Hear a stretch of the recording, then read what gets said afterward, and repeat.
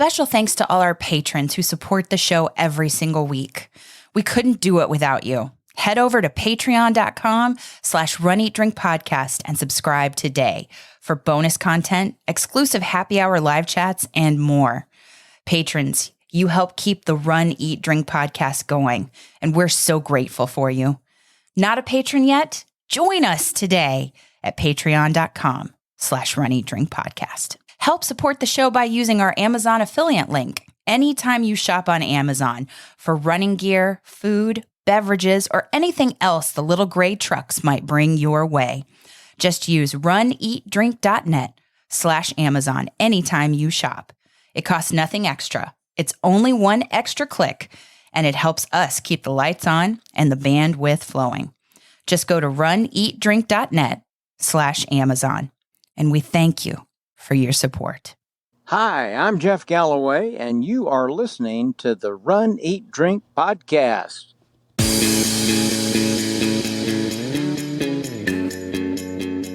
Welcome to the Run, Eat, Drink podcast. We feature destination races from across the country, and after the race, we take you on a tour of the best local food and beverage to celebrate. So whether you are an elite runner or a back of the packer like us, you'll know the best places to accomplish, explore, and indulge on your next runcation. Hey, welcome to episode 246 of the Run, Eat, Drink podcast. I'm your host, Amy. And I'm your co-host, Dana. Welcome to a love letter to the Jeff Galloway Half Marathon Weekend 2023 that we wish we traveled to. Yeah, this is going to be a week of big time FOMO. Yeah. Big time FOMO, because you all know we're huge Jeff Galloway fans. We love him. He is our coach. He is America's coach. He is just a great human being and overall just brilliant with the run, walk, run method that we discovered when we suffered through our first half marathon and decided not to suffer anymore. Oh, I think that we have gone on record saying that we made every mistake you could. Mm-hmm. And sometimes we still make them when we forget or we haven't traveled for a while or raced for a while and sometimes life gets in the way. Or sometimes you just make them because you're going to throw caution to the wind. But when you're on and you're training and you're focused and you're looking for a method, Jeff provided us that method. Mm-hmm. And he even saves some people who maybe are not that focused during training. And life gets in the way, stress gets in the way, and you miss some long mileage. How can you dial it back and still accomplish your goal of completing a race? Exactly. I think he's just brilliant with that. I couldn't agree more. No. And as a result, we like to go to his race every year. That is one of the few that we do on an annual recurring basis. And for us, it's a bit of a homecoming for a couple of reasons. It's, of course, Jeff's race, and he's our running coach. It's also getting to go back to Atlanta, where we used to live and where I went to college. Right. So that race is very special to us, and not getting to go to it this year because we were under the weather. I was so excited about the springtime and what the new race weekend would bring to us in terms of weather or in terms of places that we have yet to discover, to explore and indulge, and to see all of those people like Kevin Gwynn, like Susan Kolbinski, like Dean and Judy, and so many runcationers and so many extra milers, Roxanne and Carl Baggett. It's to us to see Barb and Jeff Galloway, and just it's such a positive and happy weekend for everybody, and everybody knows what you're doing when you use that run, walk, run method. And Chris Twiggs and his Pacers are right on it and can carry you through. And there's no stressful pressure. No, not at all. It's celebrating the completion, no matter how fast, or even if they had a walking division. Or if you're in a relay, you can accomplish the goal. It is just one of the most positive experiences. That, and it's no wonder that he's a founder of Donna. Oh, yeah. Along with Donna Deegan and Edith Perez, her doctor. But so those two are ones we repeat every year and are near and dear to us. And Atlanta, you love to visit your stomping ground. So I do. Stomping ground in college. So this week we're going to kind of not recap. We're going to, I don't know what the right word would be. We're going to share our FOMO for the race weekend that we missed out on. Yeah. Convey some things that we saw through social media and talk a little bit about the 2023 Jeff Galloway half marathon weekend. Mm-hmm. And we're going to recap some amazing food and tasty beverages yes, from the ATL. So the ATL. So for those that might be thinking that this race is going to be up their alley for 2024. Oh, yeah. Then we can give them some ideas of places to look forward to. Of course. But first, you've been busy. Well, I'm trying to gather shout outs for our show. I just want to do a blanket shout out. First of all, since we talked about what our topic is for the show, the race. So extra milers, everybody in the Runcation Nation, everybody who was in the Will Run For crew that came and ran the Jeff Galloway Half Marathon Weekend 2023. We wish we could have been there. Congratulations on a great weekend. Oh, absolutely. Absolutely. And I know James Gray also was there and meeting people from the Runcation Nation. So, yeah. Caroline, and she even volunteered, Roxanne and Carl and Kevin Gwynn and, like you said, Dean and Judy and just all Allison, everybody. All y'all, as we say down south. Mm-hmm. We wish we could have been there. We're so sorry that we got sick there at the end and couldn't travel.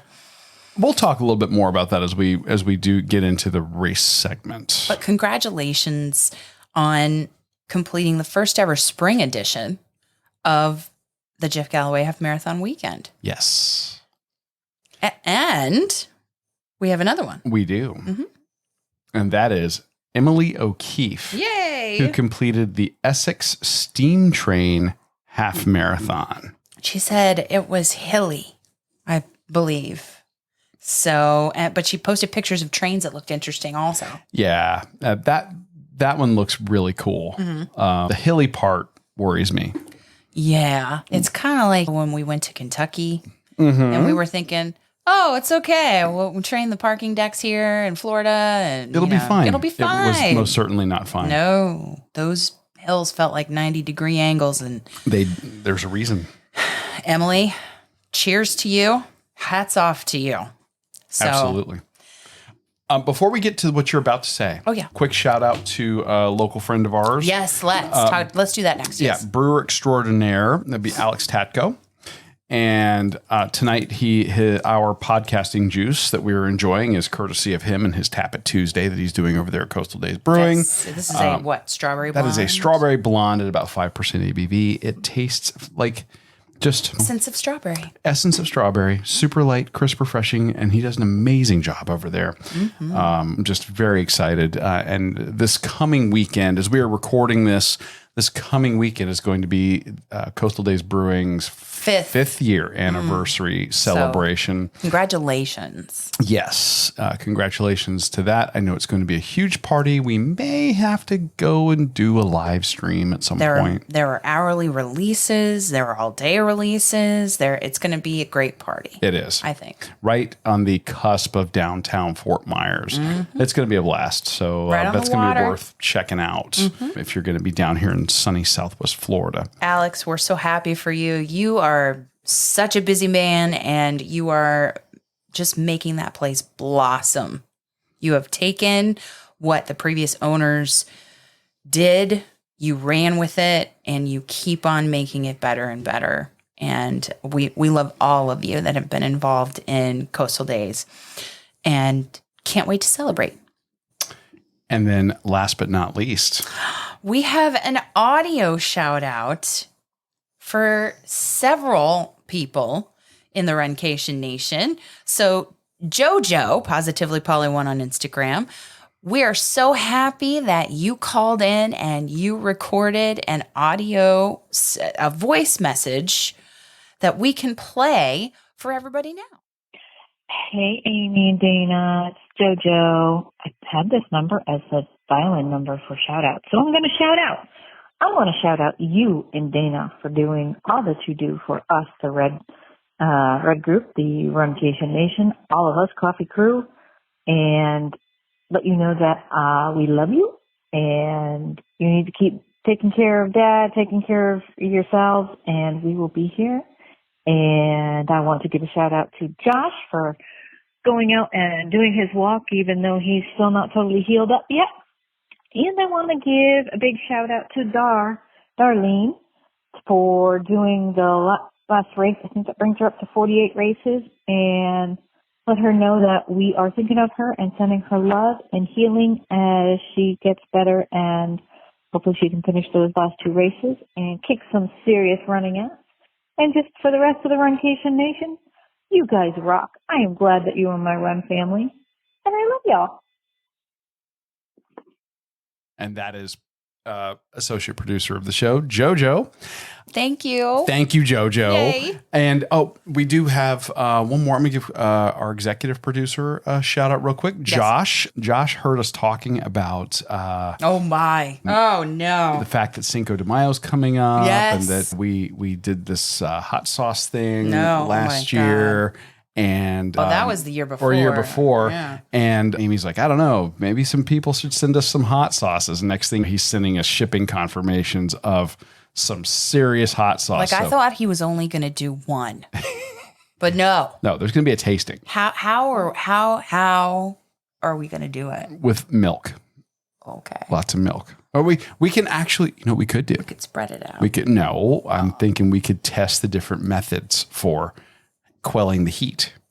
Okay. Beer, coffee, milk, different things. So, yeah, anyway, Josh, thank you. We're looking forward to those packages arriving. More than you know, buddy. It should be a good time. So, thank you for that. And Can't listen, wait.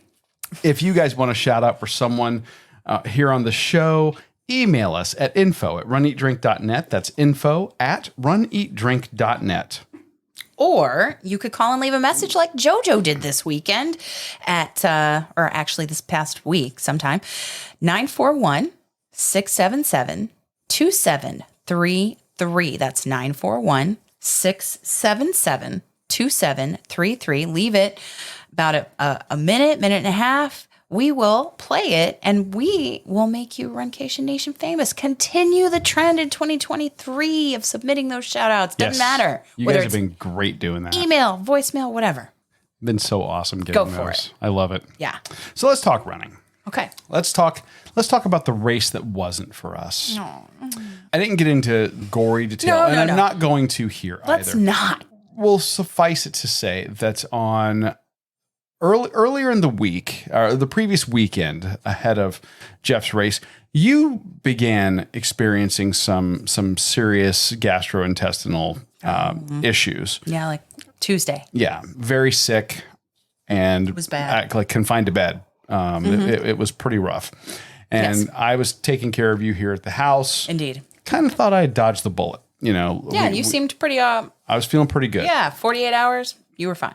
And then Thursday, the Thursday before Jeff's race, I went and did grocery shopping. I got home. I was feeling like abdominal pain. Like I had bad gas or something. And I was like, I just don't feel right. And, and then that rapidly turned into being violently ill. Yes, just like I was. Just like you were. And then violently ill turned into body aches and chills and everything I had, you had. Yeah. And it hit me like a train really fast. Like one symptom turned into all of them within an hour. I would say it happened the same way with both of us. Yeah. Because early in the day on Tuesday, I was fine. That's so weird. Yeah. So weird. So anyway, Thursday night, I looked at Amy and I said, there's no way I can travel like this. And I'm definitely not running, even if we get up there to Atlanta. Yeah. So, and I knew I wasn't going to leave him alone. I was going to take care of him. I did offer it. I said, if you really want to go on your own, I mean, that's an option. She's like, no, I'm not going on my own. So. No, I need to take care of my running partner, my co-host. So, and I appreciate that because I was not in good shape. So we ended up canceling, diverting to the virtual. Yeah. Changing over the run to the virtual, our travel. Oh, Delta, you were talking about. Yeah. Delta, of course, they gave us credit, and Hilton did the cancellation no problem. Yeah. So that was really good. And again, neither are sponsors of the show. But we're very grateful. Yeah. Great customer service there. And you were able to do those while I was being ill in the other room within a matter of minutes. In between your bouts of illness. But we missed out. And what we were doing is having FOMO from the bed. Oh, yeah. And looking at other people's posts online and seeing what we were missing out on. And it was really nice. It was nice to at least kind of partake a little bit in that respect. Yeah. It just really sucked to not be able to go there and do that ourselves because we know what a great time that weekend is. What a great course. And this is a little bit different. Jeff's race is normally second week of December. Yes, or sometime in December. It's been diverted to the third week sometimes. It has, depending on what other things were going on. Athletic events in Atlanta. Right. So they moved it a little later. We had Jeff on the show a while back to talk about this. We did. And what we were talking about it, and he's thinking it's going to be still very mild and pleasant weather. It's going to be not as cold, which, as we learned, was not the case. And the race seemed to go off without a hitch, but we're going to get to the weather in just a moment. They had some things changed. Not only the date changed, but also kind of theming. Oh, yeah. So while Jeff's race stayed the same, the 5K was rebranded. It's still presented by Barb Galloway, but it's March. It was St. Patrick's Day weekend. Hello. What a great time to be in Atlanta, too. Yeah.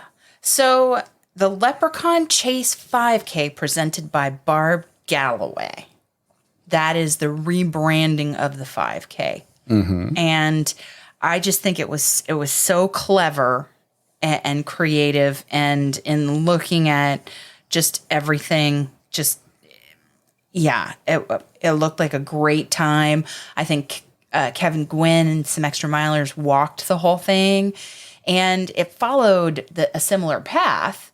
It was just called the Leprechaun Chase, and so the bling was a little bit different, and which I can't wait to get my hands on, really.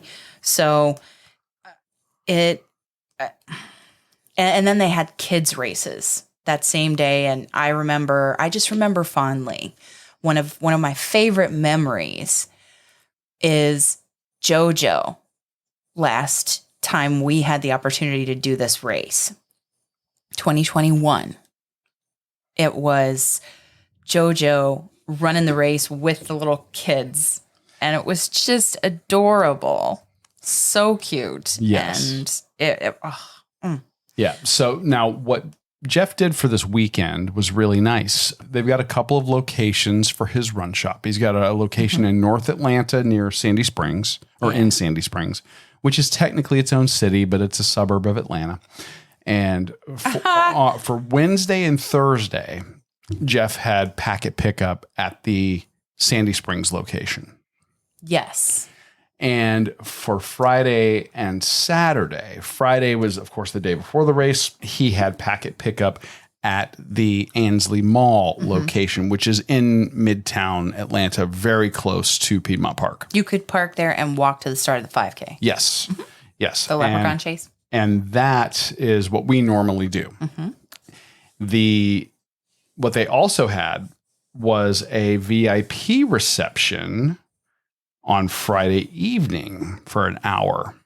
An invitation-only event to rub elbows with America's coach. Of course. Mm-hmm. What a great opportunity. I think that's pretty cool. Yeah. And then, of course, Saturday is, like you said, the Leprechaun Chase. Yeah. And that race, we've done it many, many times. I love it. It's a great park run through Piedmont Park. And you get to look at the dog parks with the small dog area and the large dog area. And you just get to see the most beautiful parts of Piedmont Park. You get to see the Atlanta skyline. There are some people, sometimes they're flying kites out there or playing with dogs out in that big open field. It's just a great time. And the bling this year was like a hat, like a top hat, like a leprechaun's top hat. Like a leprechaun's top hat with a belt on it, and it says Leprechaun Chase 5K, and it had the clover on it and a green ribbon. And it's just, I think all around they did a great job rebranding the race. Well, and I think if you're going to do a race on St. Patrick's Day weekend. You kind of have to lean into that. Mm-hmm. Especially when you're looking at races like what we did last year. Oh, yeah. The Shamrock Marathon. Shamrock Marathon, half marathon. Mm-hmm. When you've got a big race like that really leans heavily into the holiday weekend, I think that if you're doing something, and in this case it was a competitor race to that, mm-hmm. I think you kind of have to lean into that a little bit. You do. And again, it's a great city to celebrate St. Patrick's Day in. Yeah. And the shirt is great too. It was green. It had that top hat, 2023, the Leprechaun Chase presented by Barb Galloway, and like the pot of gold with the 5K on it. So nice job on the shirt too. And for every year, the bling and the shirts, I think, get better with Jeff's races. Yeah. And there was a blanket too, like the one we got one Yeah. Like, look. It's like looks like a turtle. Not a turtle towel. It's not like looks a turtle like towel, one, but though. it looks like one. But it's like a cozy blanket for the couch. Nice. Or like a throw. Yeah. Very nice. That's what it looks like to me. So, yay. Yeah. And that race, again, you figure, depending on what your pace is like, anywhere from under 30 minutes to an hour, hour and a half, depending on what you're wanting to do with 5K.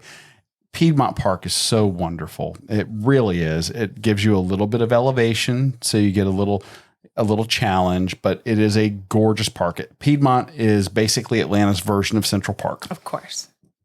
It's beautiful. And like you said, the dog park is the best part. It is, especially because it's within Piedmont Park. It's a Saturday. You can see, and Sunday. People who live in the area are out there. They're out there, and you can see the dogs. And the weather for this weekend. Seeing everybody, man. They had hats, they had gloves, they had some face masks. It was chilly. They got a bit of a cold snap. I believe the start line was at or just below 30 degrees that morning. So we've run in those exact conditions before. Yes. And it does make for a chilly run, but it also makes for a super pleasant run mm-hmm. Because because it looked like they were getting, based on the photos I saw anyway, that they were getting cold, but they weren't getting super wet. There was not. Right. It wasn't rainy like the year we started in that 29 degree weather, and it was raining mm-hmm. and we had ponchos on. It didn't look quite like they had that. So it wasn't that plus the wet challenge. It was. So it was, I think that was a positive. And it is uncharacteristically cold. That is not typically, by this time of the year, it starts to get more mild. So this was a cold snap, kind of a fluke. Well, we were in a live chat, and I think that Chris Twiggs jumped in and said, hey, it doesn't matter when Jeff Galloway schedules it. It's going to be cold. That's true. Which I love. Mm-hmm. I say, if that happens, bring it on. Well, you're a cold weather runner. You love the cold. I love it. And I think it just helps me along. That's all. So that race is exclusively starts just outside of Piedmont Park, and it's all right there in the park. That is Saturday.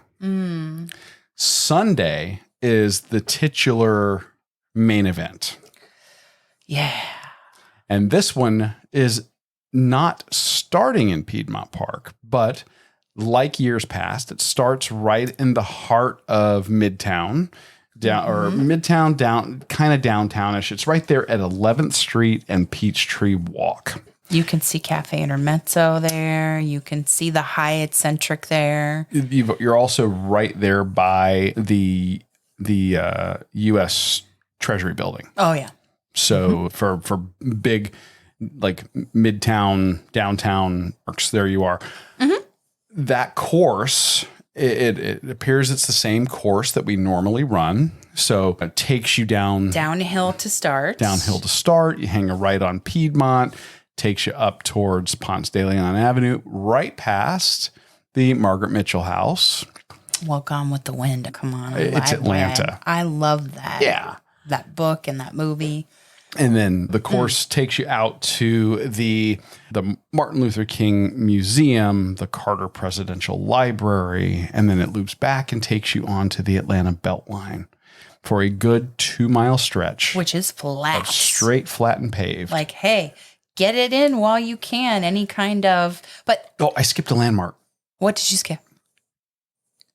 Oh, Krispy Kreme. I am missing it because I don't know what it looked like. I remember. I don't know if it was like a food truck still. The last time we were running it in 2021, Shaquille O'Neal purchased it, and it wasn't going to rebuild. And while we were running it, they had opened a Krispy Kreme food truck on the lot where the original location had burned down. I wonder if it was there. I don't know. I'm very upset that we didn't get to have race donuts. Oh, it was so.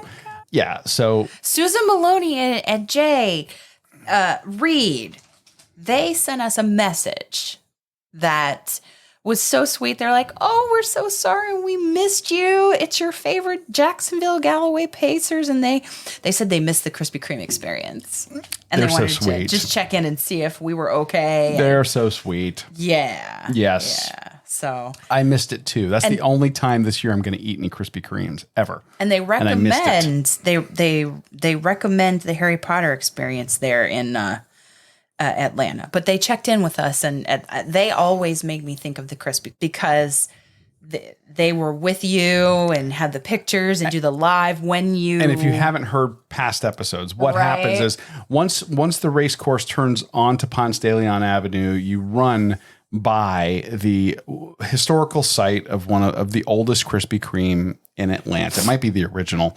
And that building, unfortunately, caught fire a couple of years ago and burned down. Yeah. And every year I would go in and I would take photos of the production line when the sign's on, and I would order some donuts and I'd hand them out on the race course.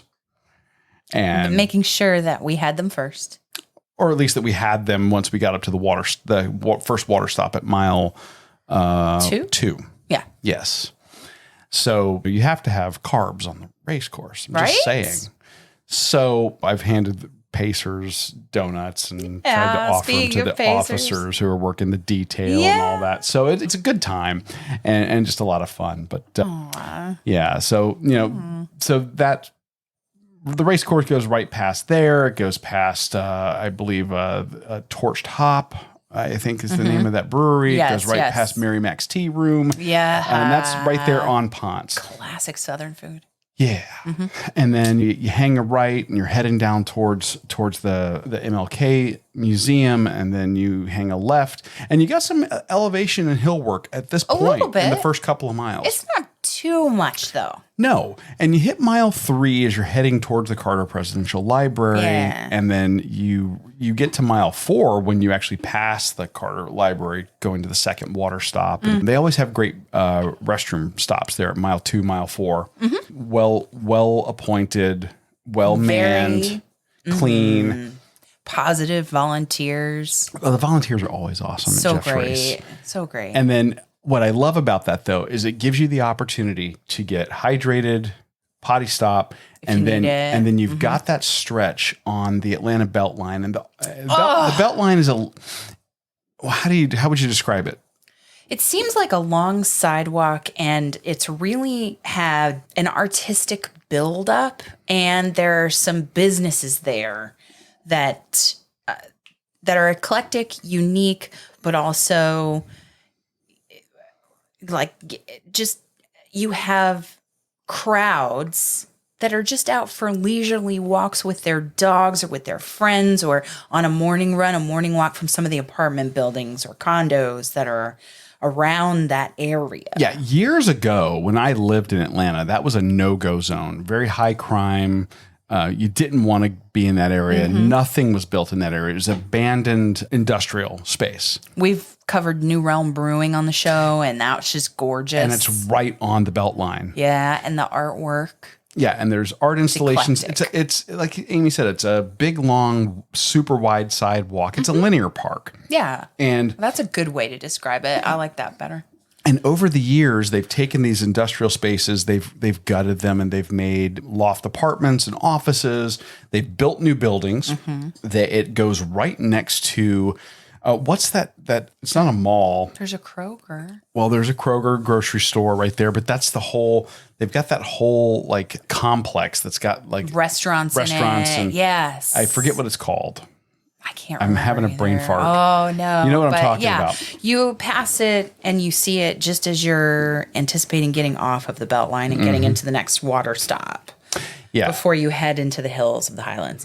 So the Beltline takes you roughly from mile 4 to mile 6. And what I like about that is it gives you this great opportunity. You've had the first 5K of the race plus a little bit to work the kinks out, get warmed up. Then you've got this nice, long, flat stretch. If you want to, if time is a concern for you, this is if you're trying to PR. If you're trying to PR, yeah, this is a great stretch to really open it up. And you can. It's not that it's not. It's got people. It's got dogs along that. This is stretch. why Amy won't PR there. All the dogs. I can't help it. You have to pet all the dogs. You have to pet them. You have to stop and ask their names. You have to say good boy and good girl. And they're just so precious. But I did PR there. No, but that's not the stretch that you were really pushing in. No. Because that's there's fair. always cute dogs there. I accept that. I accept that. There are cute dogs there, and then also coming into Piedmont Park. Yes. But I digress. You can do like a Captain America thing, like on your left, on your right, on your left. You could. So you can avoid maybe some people who are biking, running, walking dogs. It is a mixed use path. Outside of the race. Yeah, it's a mixed use path. It is definitely shared by people who live and work in the area. So things to keep in mind when you're in there. Sure. But you come out of the Beltline. You see Piedmont Park, but you turn away. Yeah. Yeah. You literally come right out diagonally across the street from Piedmont Park, and you turn right and you go up like a kind of a steep uphill. It is pretty steep. But what I also like about that area, I know that every year at the end of that Beltline before we head towards the Virginia Highlands is a rest stop. Is a rest stop. Yeah. A restroom. It's basically every 2 miles. They do Which a great is great. job. I love that. Yeah, that's three water stops, 3 potty stops within the first half of the race. And then you go uphill and you go into the Virginia Highland neighborhoods. And if we were going to move back to Atlanta, that's probably the neighborhood I would want to try to get into. It's beautiful. The houses are not beautiful. big. The lots are not big, but they're just gorgeous. And it's so conveniently located. If you're 5-10 minutes from Midtown, you're 5 or 10 minutes from downtown, you're 5 or 10 minutes from Druid Hills, you're 20 minutes from 30 minutes anywhere, from really. Decatur, Yeah. you're 45 minutes to just under an hour from Stone Mountain. Beautiful. Yeah, they're just gorgeous, and again, very eclectic in terms of construction of the homes, because some of the older homes have been knocked down and built up new. But then you'll see ones with wraparound porches, brick, chimneys. Then you'll see the other ones that look like modified with flat roof container homes. They're neat, but they're different. And while you're seeing all this scenery, you're working on some hills. That neighborhood is a constant, that run until you get to St. Charles, where there used to be St. Charles Deli, if you recall. Yes. The St. Charles Street and North Highland is a slow, steady uphill. And it's one of those things where you can kind of ignore it if you're talking with somebody or you got something good you're listening to in your headphones. But if you start focusing on the fact that, like, oh my gosh, this is never going to end. This is just a slow uphill grade. That's why I like the next water stop, because the volunteers are so energetic. It's as if they know that you are ascending.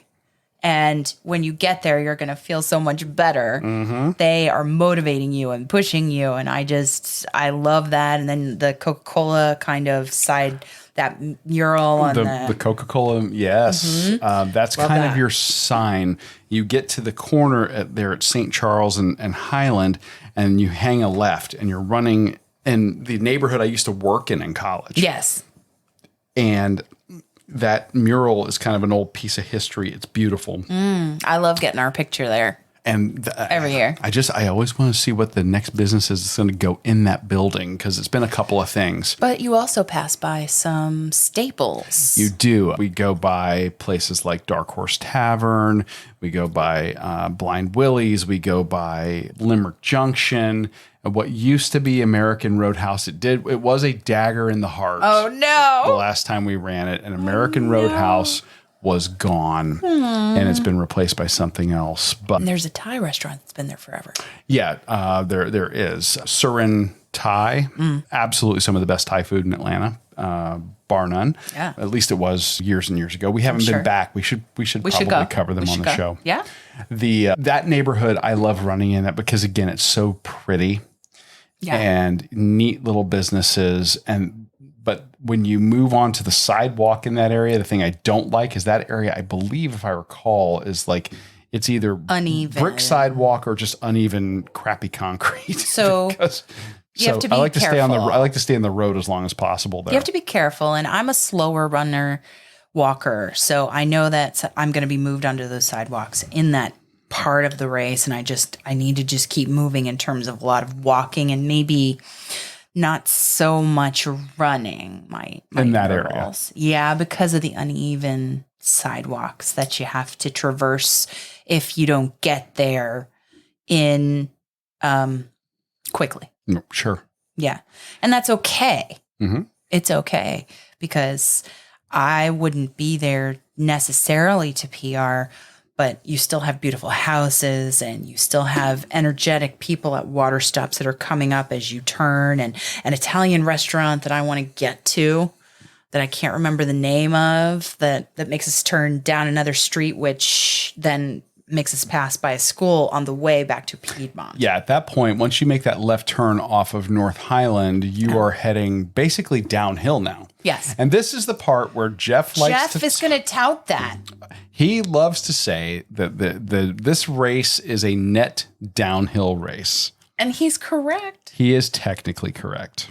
But you have a beef with that? I don't have a beef with it so much as he just undersells the fact that Atlanta is a hilly city. And I used to joke and say that the road planners in that town followed a cow around, and wherever it pooped, they built an intersection. That's what you say? Yes. You've never said that to me. Yeah. Yes. Okay. And Fine. It's a weird city, the way it's laid out. And the reason for that is the only grid work in Atlanta is downtown. And then everything else is more meandering because it was accommodating the hills. And the city is actually built for rail. It's not built for cars. Oh, because MARTA. Not so much MARTA. This goes back. Trains. This goes back Trains. way back, like post Reconstruction. Okay. So now you're talking about underground Atlanta was actually the train hub. Okay. So it's when you look Learn at Atlanta, something new every day. It's like a spokes on a wheel. So you end up going back into the Virginia Highlands neighborhoods and then into Midtown. And you get this nice downhill that gets you back to Piedmont Park. And then you go around the entire perimeter of Piedmont Park. And I really wish that I had known somebody in line waiting at the Flying Biscuit that could like bring us a shot of a mimosa or like a biscuit. Get some carbs while you're going all the way around Piedmont to come in the back way. We'd need a fast friend to go there for brunch. Yeah. Who's done the race. Yeah. And then wait for us because apple butter and biscuits. Oh my god. And a mimosa. That would be the thing to do the last 3 miles of that race. Heck yeah. Oh. So fast friends who are coming in 2024 where we're making up for lost time, hit us up. Yeah, so you do end up going right into that part of Midtown where you do the outer perimeter of Piedmont Park.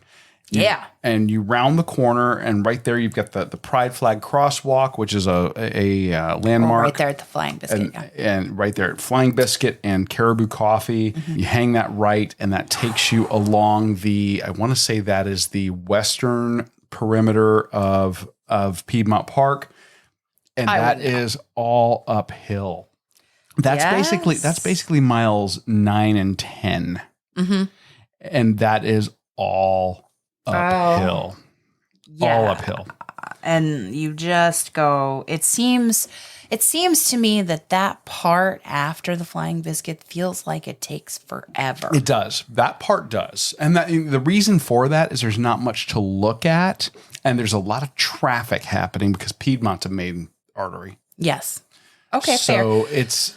When we get back into the park, though... It gets better. It gets better because we have another water stop, and they're very motivational at this water stop around mile 11. And you're basically repeating the 5K. And you're coming back to the dogs. Yes. Coming back to the dogs, baby. Well, you know what I also like? When you first go into the park, they take you in kind of this back area. I like that. Yeah. And it's very pretty. And you cross a bridge... That bridge. So nice. Yeah, to go that way. And there's a little bit of a hill to try and get back into that dog park. But then you get to kind of, like you said, repeat the 5K and get up by that beautiful stone building. And you're close to that finish. You're rounding the corner. You're going to be there. You can hear the music. You can hear the race announcer. You know it's coming. You know Jeff's going to be at the finish. And that's where Amy normally turns it on right there. Because I know he's going to be there because he's made that promise and he has fulfilled that promise every single year. Yeah. And he's going to be there. And that is one of the most motivational and emotional moments for me because it doesn't matter if you're the first one to cross that finish or you're the last one to cross that finish. He treats you like a champion. Yeah, 100%. 100%. And they do such a great job with the announcers of shouting you out. They're calling you by name. Yeah. They've got the PR bell at the end. They always have a great snack selection there at the end as well. For the last couple of years, several years, they've had the meet and greet with Jeff for a VIP experience you could purchase in that beautiful building, which is awesome. It's a formal space that you can purchase or you can rent. And Jeff's done that for the last several years. And the medals, I just like that they are the green, the signature green that he has chosen and the blue. And that for a long time, it has been the G that's green and the G that's the blue together on their own. But this time they're encircled in silver. Yes. The double G. And the ribbon is that blue color and has kind of like a royal blue. Leaves is royal blue. And then the half marathon. Royal blue with like a garland. With a garland. And then the half marathon medal has the half 2023 in the center, and it's got that dark navy kind of with the glittery green inset of that text and white. And it's beautiful. Yeah, It's beautiful. They have again stepped up the game on the bling. Jeff gets it. Jeff does so many races all over the country. He understands. There are those like me that are bling driven, and I'm just a metal whore. It's true. I love those medals, and I just love the designs of the shirts. I really, the half marathon that was kind of gray with the green and the blue, and the double G that was the lighter kind of blue, and then the extra shirt that says Galloway Runner. It's a lifestyle. Love Nice. that. I love that. Well, I'm excited to get our virtual packet. Me too. Never underestimate a Galloway Runner because it's a lifestyle. So we missed you. We can't wait to get back to it in 2024.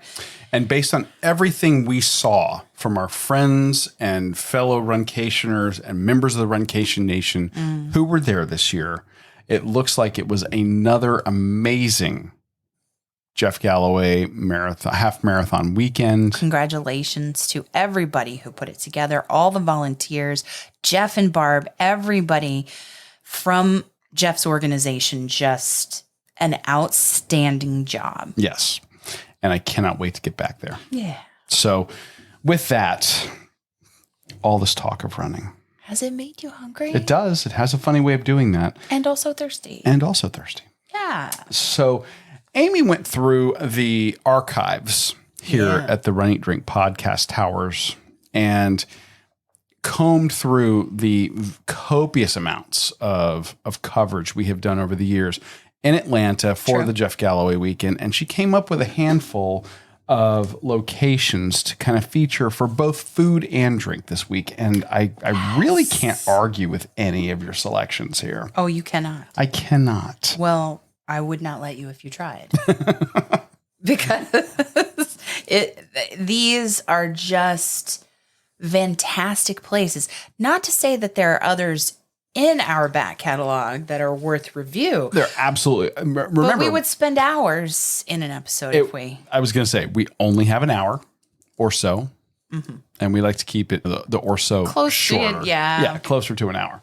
And we encourage you, go to runeatdrink.net and look in the back catalog. All of our episodes are there for you to take a look at. But let's talk about your list here, because I'm seeing 5 that look, or actually there's 7 here that are just phenomenal. But I encapsulated Atlanta episodes. Yes. So the first one is episode 17, which is the Wrecking Bar Brew Pub. And this is one that even on years where we haven't covered them, we're going to go. We've always made a point to go. We're just going to go.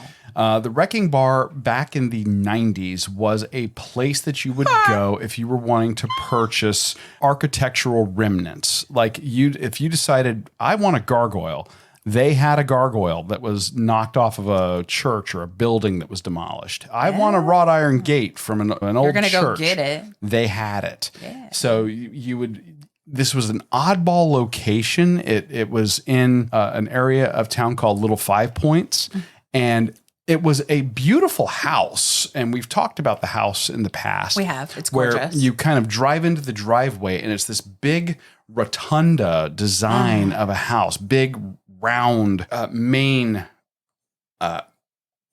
chamber, main room of the house with a big rounded porch kind of. And you drive kind of around the back and downhill, and the restaurant is actually in the basement. Yes. And what they have done, that business closed years and years ago, and the building fell into disrepair. They bought it, they refurbed it, and when you see this building, now you can rent the upstairs space for special events. The downstairs is the restaurant, the brew pub itself, and they partner and have their own. They partner with local farms, and I believe that they have their own local farm, if I remember correctly. I think so. And their food and cocktail game is absolutely out of this world. We have tried it for dinner. We have done it for brunch. Oh, yeah. There's holy cow, not a bad thing on the menu. No. Can I just share with you that I'm on their website and looking at their current menu because they do rotate things. I was going to say they have certain staples, but so much rotates depending on what's fresh. And what I what want they to have. try from this year's menu is called the apple butter grilled cheese, aged cheddar, wrecking bar bacon, greens, barrel aged mustard, apple butter sourdough, That sounds incredible. pork schnitzel. Hello. Pickled red cabbage, beer lemon Dijon. Ha ha. Mushroom risotto. Black pearl oyster mushrooms, pecorino, arugula, black pepper. Yeah.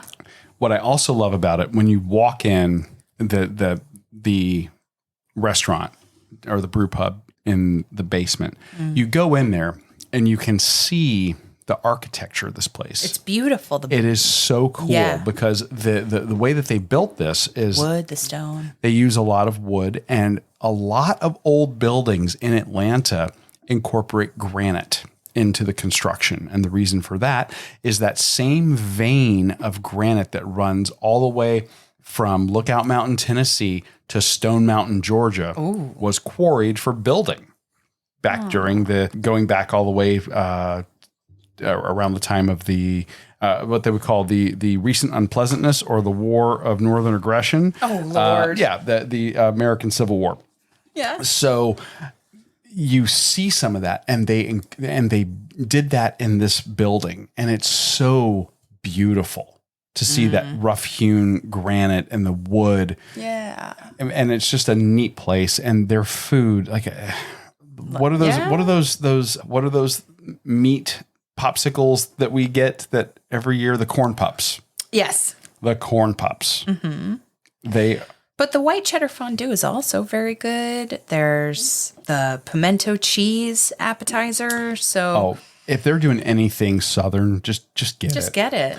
And they have an amazing selection of local craft beer. They also have an amazing craft cocktail game.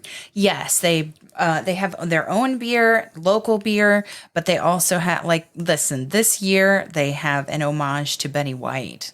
Oh, really? Yeah, called Cherry's Golden Girl. And these are all crafted by beer tenders there. And Cherry's Golden Girl by Katie is an homage to Betty White. Cheers to Mark Cherry's Rose with Mount Gay rum, Peychaud's Aperitivo, lemon, agave, and our cherry tart sour ale. Nice. But they have an in-fashion, they have an old-fashioned, they have a barrel-aged Manhattan. Which They I have had last year. a hot toddy if you need one after a cold race like the have. In a cold race like that, a hot beverage would not be a bad thing. I'm just saying. So that's a must do for us, regardless if we're covering it on the show. We cannot recommend them highly enough. They're And by the way, it awesome. puts you in a really cool area of town. Little 5 Points, cannot recommend it enough. Very eclectic, great music scene, just worth checking out. Absolutely worth yeah. checking out. For sure. You've got other stuff on the list though. Well, yes. Early in our show, on episode 46, we covered Trader Vic's and Orpheus Brewing. Oh, where to begin? Well, Trader Vic's. I mean, that's the first thing you listed here. Naturally. You want me to start? Yeah. Okay. Trader Vic's was popularized in the, I want to say late 50s, early 60s at the height of the tiki craze here in the United States. And they had more locations than they currently do. However, they are down now to only 2 in the United States, one of which is in Atlanta, in the basement of the Hilton Atlanta downtown. That happens to be the location that we tend to stay at, even though technically it requires us to grab an Uber to go to the race in the morning. But we like staying at that hotel, partly because Trader Vic's is there and partly because we're Hilton Honors members and we use that for our own points. But Trader Vic's is the location that I went for my college graduation celebration So we dinner. have to go. And it's a must go for us. Trader Vic's, they have amazing food that is classic in its preparation. They go all the way back to some of their originals. You know, a poo-poo platter. The original poo-poo platter is from there. The char siu pork. Char siu pork, crispy prawns. Crab rangoon. And of course, one of our absolute favorites, which would be the morel mushrooms with toast points. And that is a must-do for us whenever we go, if it's available. If it's available. Sometimes yes, sometimes no. So the food does borrow some of those South Pacific flavors. Sure. And when you walk in, it's like going into a time capsule. It is just tiki everywhere. Tiki? And the smell of roasting meat. Yeah, oven smoked barbecue spare ribs. You see the way that they are done when you walk in. Yeah, they've got these giant clay ovens that are wood coal fired, that are in basically this glass enclosure. And that's to protect you from the heat, but it's smell. Beautiful. And the smell is so good. And it's such an experience. And we've gone there. The first time we went there, we stumbled in on a group that's in Atlanta. They do something called Cardboard Con. It's fantastic. You should check that website out, cardboardcon.com. It's basically cardboard costumes and an excuse to do a bar crawl. What a fun bunch of people. And we kind of hung out with them for a little while. Every year we go, though, it's just an amazing time. And the food is never a disappointment at all. Oh, she's looking at the menu here. Oh. What are you eyeballing? No. The 14th annual Cardboard Con was on March 4th. Oh. Yeah. We missed it. So it would not have coincided with the race, sadly. However, I'm kind of turning toward the drinks. We've talked about highlights from the menu that we've had. What are the chances a tiki bar might have good drinks? And the home of the original Mai Tai. In 1944, Trader Vic's concocted a rum drink and served it to a guest who, upon tasting it, said, Mai Tai, Roe, out of this world. Very nice. And Tahitian. And the original Mai Tai was made with lime, orgeat, rock candy, orange curacao, and aged rum. And it's the most famous drink at Trader Vic's. Not that there aren't others that you should have. Like their tiki menu is Peachtree Punch? Nice. Impressive. Nice. Peachtree Punch is an Atlanta-specific cocktail. Well, because Peach, Georgia. But they also do, and it's a cold weather drink. We get it every year when we're up there when it's cold. They do an amazing hot buttered rum. Oh, it's so good. And it's tableside preparation. They light the 151 on top of it, and they serve it in this skull mug that you can actually buy. I think they were out of stock when we went there last time, and we wanted it. But they were. But bring it back. Trader Vic's, for both food and beverage, I don't know that you can. I think that if you're going to spend any time in Atlanta, it's a must go because it's been there for so long. It's a staple of Atlanta, and it's a piece of Americana that tied to the history that you can't get in most places. Every place that you go that is tiki themed is borrowing or flat out copying either inspiration or just straight up items from Trader Vic's. Yeah.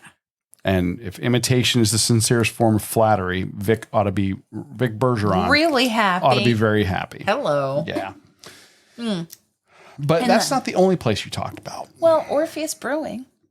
And tell us how we came to know of Orpheus Brewing. Orpheus Brewing partnered with Barb's 5K for a couple of years. Yeah. And it was a great post-race celebration. We have little tulip glasses.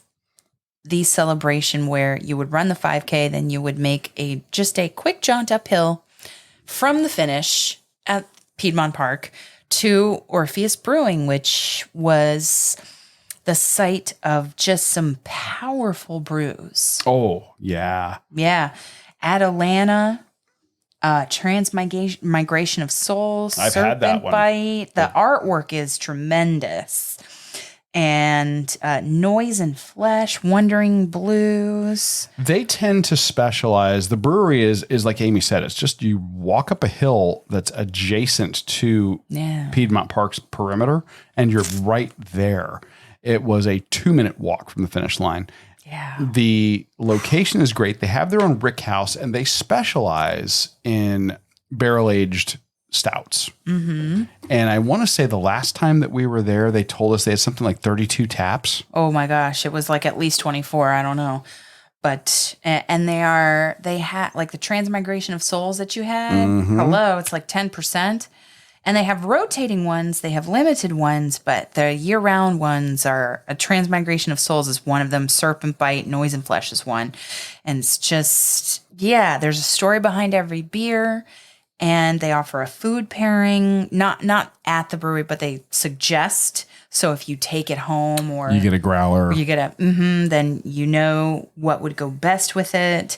They have the composition up here on their website. They have whether it's in draft or cans and the availability of everything and kind of the notes that you would get. Like in the Transmigration of Souls, you like some of the citrus, a little bit of the bitter, a little bit of floral, a little bit of sweet. Yeah, they had, especially for a brewery that specializes in darker beers and barrel-aged stouts, they had such a neat selection. I know. I was very impressed across the board. They did have some that were really high ABV. They did have some that would knock you on your butt. Up there. 10%, not even... that's a kind of a starting point for some of those higher end ones. I think they were going up to like 14%, as I recall. Oh, yes. 14, 16. Or higher. So I just... like barley wine territory. So good, though. Oh, yeah. Yeah. Yeah. So that's from episode 46. Now, you've got another one on here that's another college favorite of mine, and that is the Highlander. I had to put it on there because I know that you love it. I do. Now, this is, of all the places we go to, this is probably one of the most dive bar locations I would say yes. that we've ever had. It's not a pretty location. No. It's tucked away in kind of a corner of a strip mall. It is right in the heart of Midtown, spitting distance almost from Piedmont Park. Yeah. But it is a place I used to go in college for cheap food. Oh, yes. And cheap beer. But I think the highlight of the visit as far as food goes would have to go to the jerk chili. The famous spicy homemade chili that was featured on diners, drive-ins, and dives that you can get a cup or a bowl of. It's spicy, but it has all of those highlights of if you would have jerk chicken. Yes. And in a chili. And I was surprised at how much you liked it. I loved it. It's warm, but it's just fantastic. And house made. Yeah. They're not just dolling up something they got out of a can. And it's like you said, it's spicy, but those warming spices that you get from jerk, cinnamon, nutmeg, depending on star anise sometimes, right? Depending on the recipe. So you get this neat combination of savory, a little sweet, and the warming spice. Oh, it's so good. It's ridiculous. So that's what I would say the highlight at the Highlander is, although the patty melt is no joke. No, they do amazing food. This is a place like you could end your night there if you're out on the town and you're just looking for a place to get a greasy plate of food that's going to cure your hangover before you have it. Yeah. Unless you're going to Waffle House later on, which is another. I go to Highlander. but the Highlander you can keep drinking if you're wanting to. Yeah. But again, this is all things to do after the race. After the race, of course. Not before the race, because here on the Run Eat Drink podcast, we do not condone late night drinking the night before a race. No. We do the running first, and then you do the exploring and indulging like this. And anybody who listened to the Gasparilla episode knows that I am not telling the truth, and I might get struck by lightning. That's all you. Speak for yourself. I would like also to highlight from episode 92, Scofflaw Brewing. I happen to be wearing a T-shirt at this exact moment from Scofflaw Brewing, and that was not planned. Scofflaw is a little bit of a hike. This is going to take you out towards the west end of the northwest corner of Atlanta. But it's worth it. And it's kind of out close to not much. But it's enough. It's in an industrial area. It's you walk up to it and you see that they've done the best they can with the industrial park. They've got cafe lights on the outside, seating on the exterior. What they've done. It's a cool space. And then you go in and you're greeted by this giant mannequin with a goat's head, and it looks like a biker and a goat had a baby. Yes. And a huge menu of beer. They have the basement light, the pog basement, the hooligan, double jeopardy, dirty beaches that I just, stray goat, you could just, and they have, oh my gosh. Okay. So the pog, the POG, that is the pog basement, India Pale Ale, 6.5% ABV. And they have food pairings, Mexican food, creme brulee, or salad. And it's just, it's tropical with a guava kick. Yeah, they Passion do. fruit, orange, and guava. They do an amazing selection of beers. What I also appreciated about them is during the pandemic, they were very active in raising money for out of work service industry personnel. And they converted part of their operation to the production of hand sanitizer. Yes. So hats off to them. We've had such a great experience with them, both when we covered them on the show and we formally talked to them. Plus we've gone back without covering them on the show, just gone back to go and enjoy it for fun. Yeah. And they do a phenomenal job there. A phenomenal job. They really do. If you're looking for a post-race brunch or breakfast, then like we said, right on the race course is that Flying Biscuit.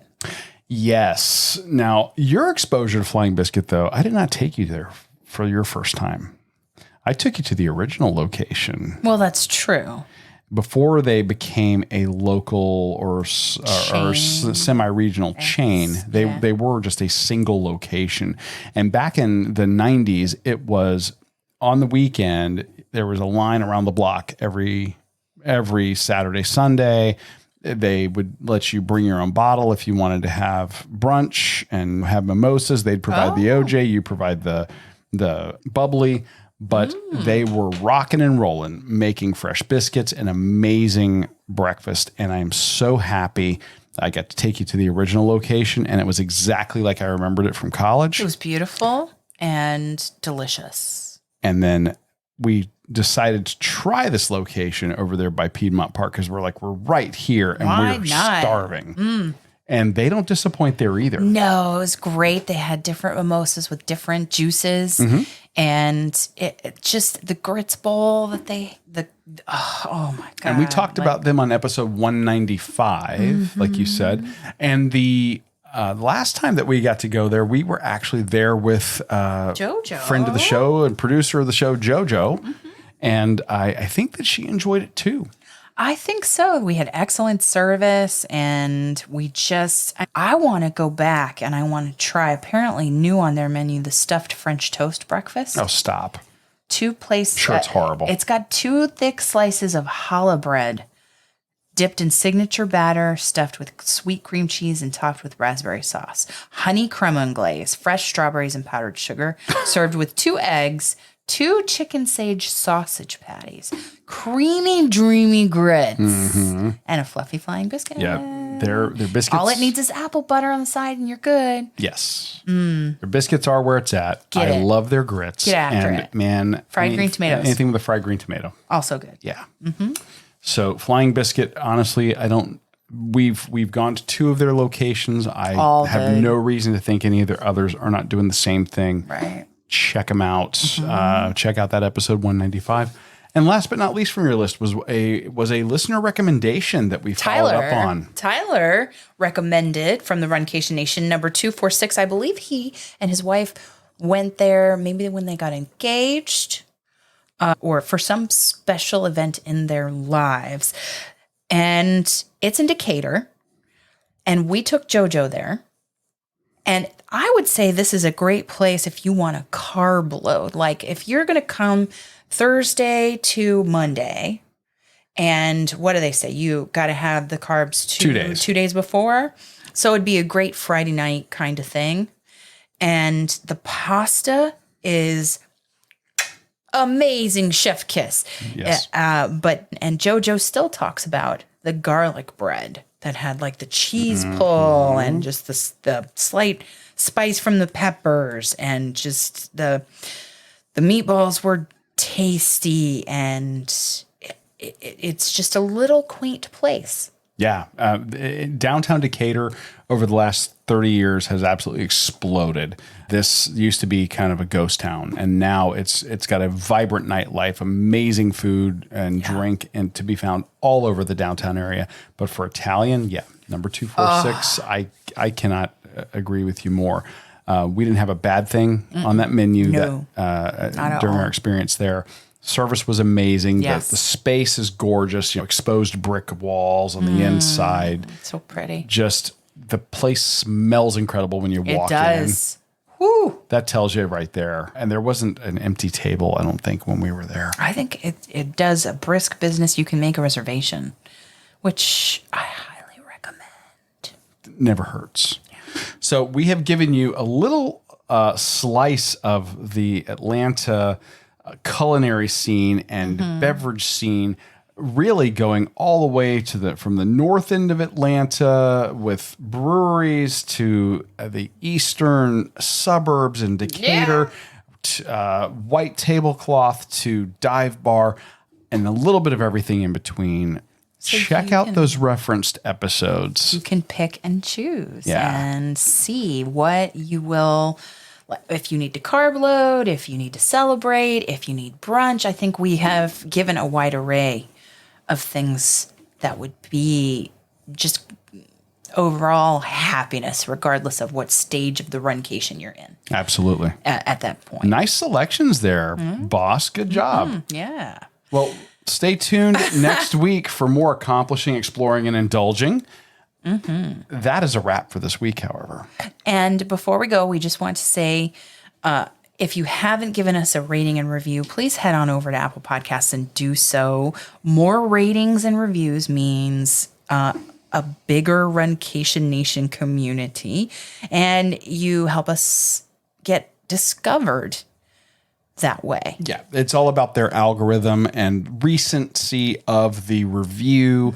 Of course, we would love 5 stars. Of course. And I hope that we are earning it. But if you guys would do that for us, just take a minute. We would really appreciate it. That's a wrap. So thank you for joining us on your long run, your commute to work, around the house, wherever you are. I'm your host, Amy. And I'm your co-host, Dana. Stay safe and well, and we will accomplish, explore, and indulge with you really soon. Thanks for listening to this week's episode of the Run, Eat, Drink podcast. We're having another great year thanks to your support. Don't forget to follow us on Facebook and Instagram. We're at Run, Eat, Drink Podcast. And on Twitter, we're Run, Eat, Drink Pod.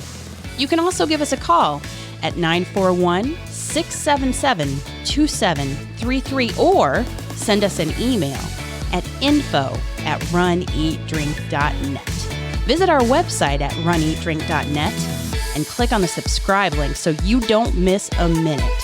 Find out how you can support the show at patreon.com/runeatdrinkpodcast. Accomplish, explore, and indulge right along with us. We'll talk to you next time.